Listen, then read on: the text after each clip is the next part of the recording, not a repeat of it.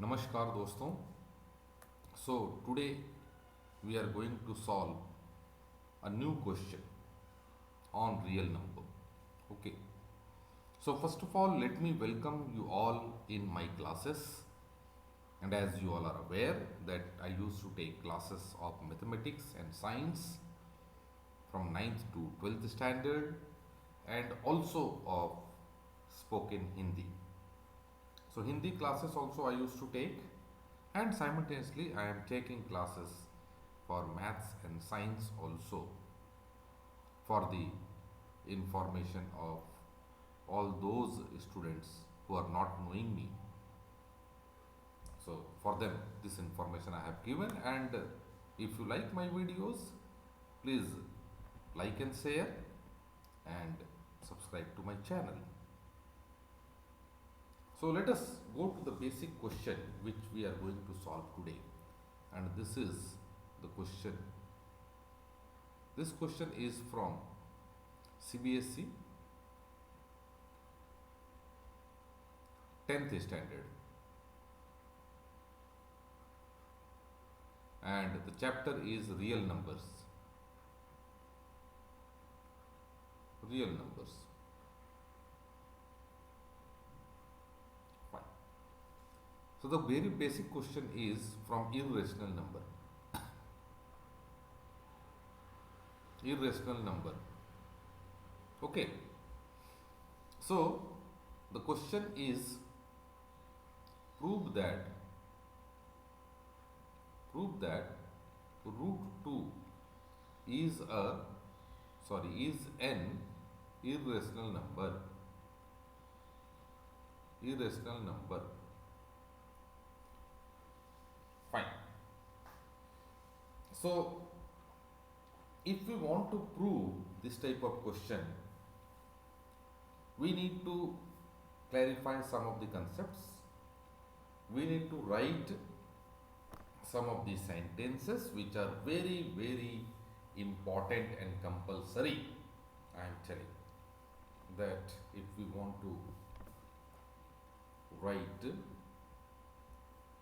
or if we want to prove root 2 is an irrational number, or root 3 is an irrational number, root 7 is an irrational number, in that case we need to write some of the sentences, and without those steps we will not be able to solve it.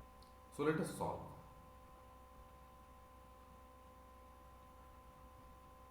Solution. So what we need to do, we need to say that let root 2 be, or we can say that let us assume first. Let us assume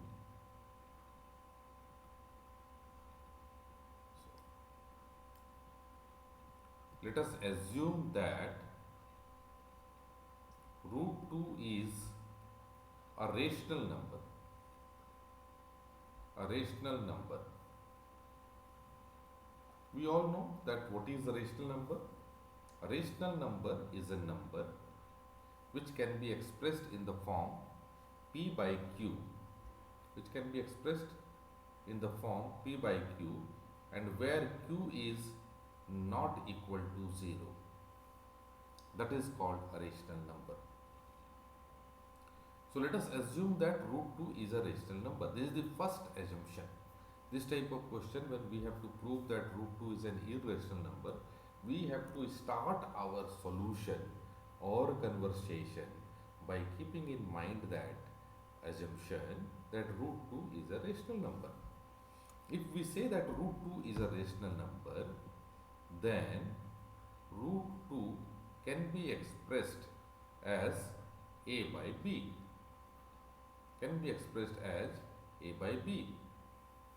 Where a and b are co-prime to each other. It means the HCF of A and B is 1. It means if we want to find the HCF of A and B, then it will be equal to 1. Fine. It means that A and B are not having any type of factor other than 1. So this compulsorily we need to write, compulsorily, because at the last you will find out that what we are saying that it is need to be written. Now, from this root 2 is equal to A by B, go for squaring both sides. Squaring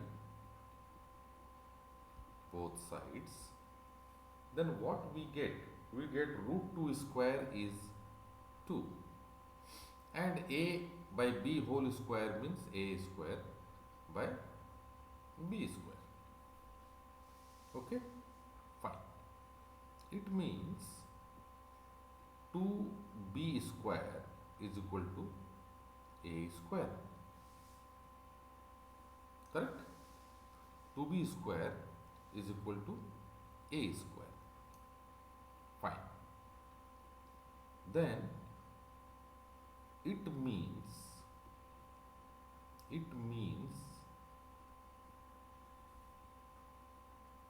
2 is dividing A square. Okay, before that let me tell you a theorem. Let me tell you a theorem which will be utilized here. So, theorem says that let P be a prime number.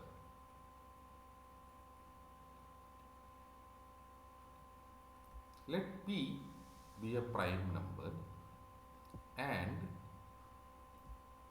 A be a positive integer.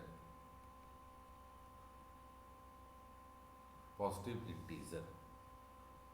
Okay? Then if P divides A square,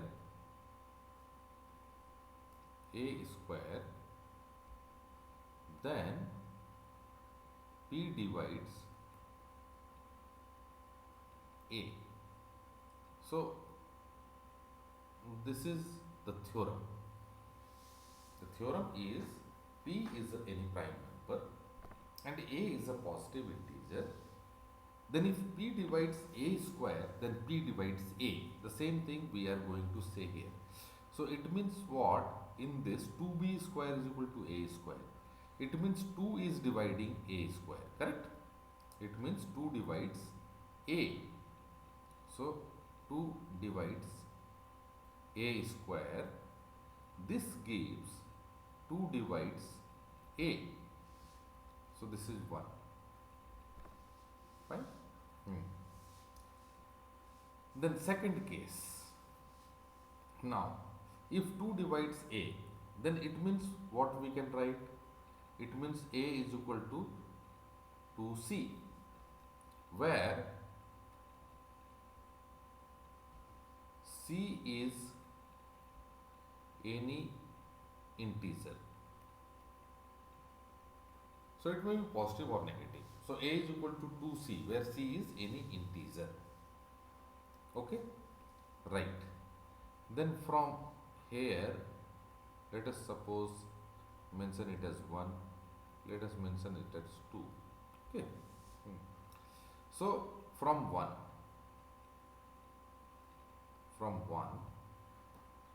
now 2B square is equal to A square, and A what we have put? 2C, A square. This implies 2B square is equal to 2C whole square. Now this means 2B square is equal to 4C square. Means 2 will cancel this 2 and this will be giving B square is equal to 2C square. Okay? B square is equal to 2C square. Now what it shows? It shows that 2 divides B square. Further, with the theorem 2 divides b. So by the theorem, by theorem. Here also in this by theorem. So 2 divides b. Now this we can denote it as 3. Now the real thing. So from 2 and 3, what we have found? We found that 2 is a common factor of A and B.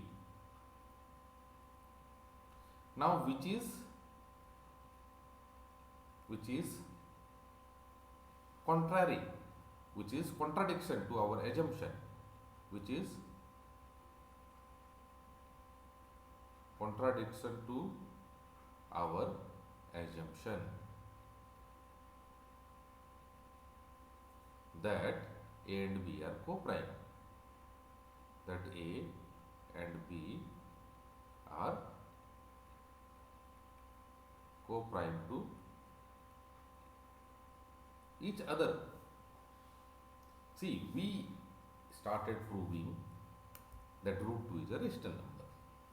We told that if it is a rational number, then it can be expressed in the form P by Q. So root 2 is equal to A by B. We said A and B are co-prime to each other. Means they are not having any factor common other than 1.